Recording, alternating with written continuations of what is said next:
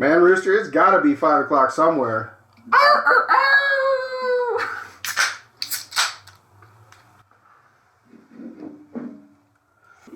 Hey everybody, welcome back. Do you know? It's that show. I'm Bishop. I'm Rooster. Today, we're talking about the last plane to freedom. The last chance. Even though it's been 20 fucking 20 years. 20 years in Afghanistan. Holy shit. Dude, it's literally been my entire lifetime. It's crazy to think about. Ever since I can remember. Literally. It's scary. We've been there way too long. And now we were just like, alright, we're fucking out of here. We're done. Do you know what kind of like prompted this whole thing? I don't Oh, really... it's been in the works for a long time. To be completely honest, this is the ramp down has been initiated when Obama was president. Oh, really? Trying to get out of there, huh? Right. So, they realized they went in. The whole drive was to eliminate and stomp out terrorism. That worked out good. and then turn around and establish a democratic government, right? Uh-huh. Which they did. And then once that was done, to reduce all the forces there, because the infrastructure and the political system had been built back up over 20 goddamn years. Trump, when he was in office, he was trying to escalate that a little faster, and he was ratcheting things back in a much more strategic manner. I feel like this administration, because to me it was a political move to save face. Right? Like, they want to show everybody how much they care. Oh, we're getting out of the war. We're the ones. We're done. We're done. And even in his press conference, he says, you can't ask me to send any more sons and daughters over there to fight when their own people won't fight. Exactly. That's what I heard. Because he was like, when they won't fight for themselves, like, what the fuck can you do? He spent 20 fucking years there. But how they did it is a little jank. Yeah. And I'm putting that very lightly.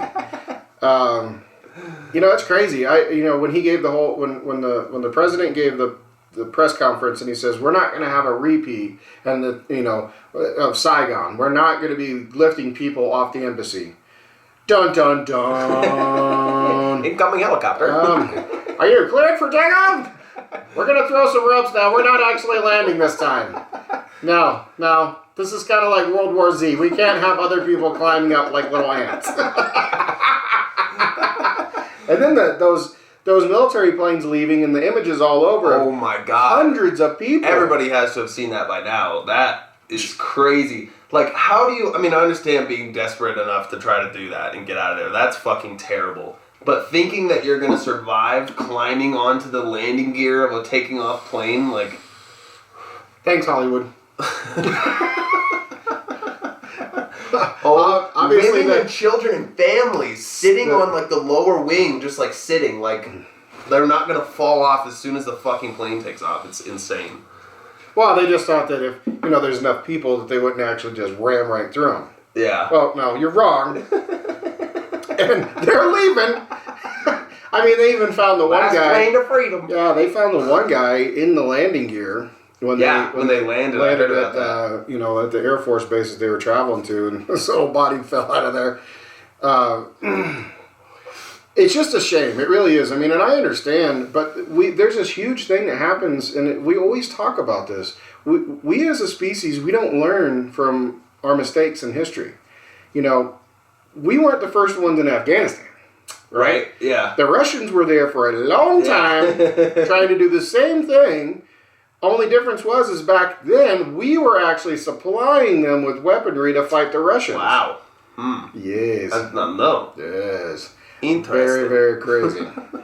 So now, and the reality is when this is all said and done, so let's talk about two things. So now the administration is saying that they're going to send 6,000 troops in, right, to what is the last bit of the operational bases and stuff, to secure them against the Taliban, to make sure they get all the personnel out and all the key people out that they need to. And it wasn't just an overnight, let's get out of town. Yeah. But the other flip of this coin is I almost guarantee you Russia's coming in. Really? Oh, yeah. You think about... What do they want with Afghanistan. Well, you think about the landmass strategically between that and Pakistan. You think about what that means strategically on a military basis. That is a huge swath of land on that map. And I mean gigantic. And so that's the whole reason the Russians the first time weren't able to succeed in defeating the Taliban. And that's why we weren't successful, is because there's too many places to hide. And they're very good at hide and seek. It's like the goddamn Vietnam jungle out there. With no trees. Like, that shows you their skill. But at the same time, they have these skills where they can hide in these little nooks and crannies in these mountainsides and these valleys and stuff, but they can't do jumping jacks. Right? You said you were going to show me that video. Should we watch that? Should we play it for them? Oh, I don't know. We can leave the link down below. Yeah, okay. We'll leave the link down below. I want to check see it that out too. It is hilarious. U.S. troops over there trying to get them in shape and doing calisthenics, and they can't even do jumping jacks. And this is the military that's supposed to protect them against the Taliban. That's not going to work out so well. So yeah, I don't know. I feel for them as a country. I really do. I mean, because nobody should have to live under tyranny like that. But at the same time, like we talked about, this has been going on for thousands of years. Right. And it's an ideological set and frame of mind. Right. And you can't defeat that. That's what we were saying. Is it's literally a war against an ideal. It's not like you're just fighting a government or a military. It's like the people believe in it. It's like you can't just stomp it out, you know? And when that happens, you're doomed from the beginning. It's not going to happen. Because when you fight martyrs, you just create more. Exactly. Yeah. Right. Roman Empire tried a few times, people. The Crusades did not go well. Yeah, we had a couple of Crusades, didn't we? That didn't work so well. Either you believe the ideological thought or you don't. And this is kind of how it is. And unfortunately, if an entire country is taken over by it, your only other option is to leave. Right. People talk about oppression and shit in our free countries around the world like it's irrelevant, where, you know, like 40% of the world still lives in like, I don't want to say monarchy, but it's like, tyrannical governments, right. You know, it's like, where people are actually oppressed and... What's the other one? It's not tyrannical, but I was thinking like, autocracy? Yeah, that's what I was thinking. Yeah, autocracy is a great way to describe it. What is like an empire? But what's that called? Empirical rule. Yeah, you know, it is not good compared to where we are. Yeah, we're very lucky in the country. Yeah, in life. We ain't got shit on them. Right? Because they're still living in dirt houses. Yeah, right? Dude, and like from what I've been reading, like 80% of the people who live in Afghanistan aren't connected to the world. You know, they don't have internet or anything, so they don't hear about news. After 9/11, they did a study, and it was 80% of the Afghan population had no idea that 9/11 had even happened. Right. And they didn't know that's why we were in Afghanistan and all this stuff. You know, it's like they're completely secluded from the world. Well, I mean, when you look at a country like that is basically a third world country, and that more than 3/4 of the population don't know how to read and write. Right. That says a lot. Yeah. Okay. No bueno. So, I mean, anybody that comes walking through town with a bag full of jelly beans seems like he's a pretty good dude. Like, man, you've been some places. Damn. But these are from the heavens, huh? So what's your perspective on, like, our whole time in Afghanistan? Because I'm seeing a lot of conflicting ideas from, like, military people saying, like, oh, we've wasted the last 20 years, what were they for, blah, blah, blah. And then I see a lot of other Marines and stuff saying, like, we knew all along that no change was ever going to come. Because, like we were talking about from the idealist perspective. And that's I would agree with both those point of views.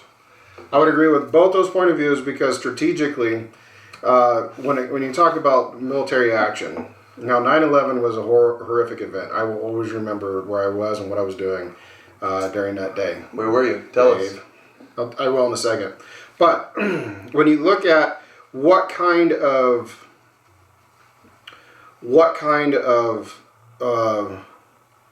environment and theater and scenario that is, you're going to find an entire country where a handful of individuals just wrecked your whole way of life. Okay? Now you're going to an entire country where you have thousands upon thousands of like-minded individuals that have no qualms with doing the same thing. And now you have to put innocent men and women in that fight. And it's not a normal fight because they don't wear uniforms. Exactly, yeah. They've never worn uniforms. Yeah. Right? You're fighting insurgents that you can't distinguish between civilians and a threat. Right. At the same time, the deal with bin Laden when he was alive is that I always felt like it was a political card. Right? They were just waiting for the right time before they apprehended this guy. And I will tell you that if you think for 1 second they never knew where that guy was, you're out of your mind. Really? You're talking about a man that was literally addicted to drinking Pepsi, attached to a fucking dialysis machine, walking around over 6 foot tall. Okay? So he left a little bit of a trail in case you didn't get that. I mean, file the Pepsi truck. Just, ooh, can of Pepsi. Ooh, can of Pepsi. But, and I honestly believe once it was done, once he was dead, we should have started pulling out at that very moment. Yeah. That was mission accomplished at that point. Now, unfortunately, with that type of ideological thought, it's much like a hydra, right? You chop one head off, 2 come up, right? And when that happens, you end up having all kinds of factions that pop up within other factions, and you know they're all martyrs. They believe they're doing the work of God, and you know it's just not a good scenario. And as for where was I the morning of 9/11? My friend Dave and I, we were replacing a transmission, and the night before I fell asleep on his garage floor, and I woke up in the morning with gear oil all over me. And I walked into his house, and I sat down to eat a bowl of cereal, and he had his TV on. And as I'm eating cereal, he was standing there watching the TV, and I didn't think anything of it because a plane had already hit one of the towers, and so that's what was being shown. So you thought it was like a fire? I thought it was a movie or something. Really? Yeah, because it just seemed like it was like a movie, and you know, and I'm so tired. Yeah, you don't think about it. Fresh off the garage floor, right. And I'm just shoveling cereal in my face, and then I look over, and right when he had asked me, he says, "Are you watching this?" And I look up, and the second plane flew into the second tower, and that's when it hit me that it wasn't a movie. It was happening. And he and I both walked outside, and you could have heard a pin drop outside in this neighborhood. Really? Nobody was moving. There wasn't a plane in the sky. There was nobody driving. There was nobody out walking their dogs. Nobody out cutting their grass. Nothing. That's what my parents said it was like for like a full week afterward. Oh yeah. Not a plane flew anywhere. Yeah. Anywhere. And it was surreal. It was surreal. I bet. It's one of those moments that will always be embedded in my memory. Right. You know, and then I just remember feeling this huge pit of sorrow and grief for all the men and women that every day they protect our country. Right. You know, and that there's a lot of people out there that don't acknowledge that, and that is some bullshit. But I, you know, knowing that they felt that they had let the country down. Right. You know, that's heartbreaking. Yeah. You put your name down on a piece of paper. Yeah, you raise your hand to a flag, but that's the ideal that we strive for as Americans. Whether you're in the military or not, we are here to protect this country and protect the foundations of it. But so many people forget that. Yeah. And they're too worried about their social media and what the fuck they got for clothes and makeup and right. You know, what flashy shit they can show everybody. It's like World War II. I kind of equated to, because it's like when you have like a strong sense of direction and like what you're fighting for, like everyone unites together, and that's what happened in World War II when we realized this evil was created on the other side of the world. Everyone came together. It's like those type of events totally unite our country. Yeah. And it's unfortunate. What we're seeing over there right now is that the country itself is going to be ripped apart in short order. Women and children will go back to, substandard living. Men will be put up on these pedestals that, and it's a very chauvinistic way of life. I can't agree with it, but at the same time, if you live there and that's what you like and that's what you want, more power to you. Yeah. You want to live in a dirt house and dirt floor and have goats sleep next to you?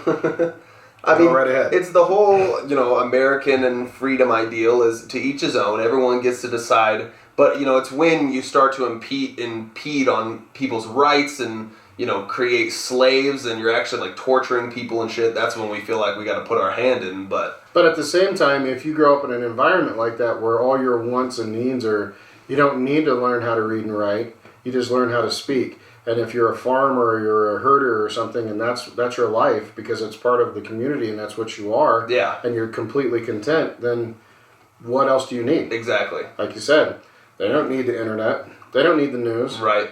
They just worry about what they're going to cook that night to eat. Right. And that's literally it. It's insane to think about, though, what a Taliban-controlled Afghanistan is going to look like in the next couple of years. Same thing it looked like before we were there. I heard, okay, I don't know anything about that, but I've heard that the Afghani government is very corrupt in general. So will it end up being that much different? Who knows? There will be none. The elected president that was sitting there evacuated within hours. Yeah. Of the Taliban running into these cities in the capital.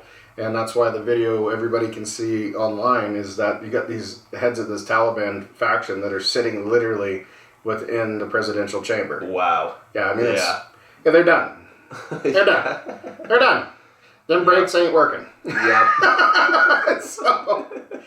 But yeah, just if you can do it, if you can think of anything, let us know. Hit the like button, leave us comment, subscribe.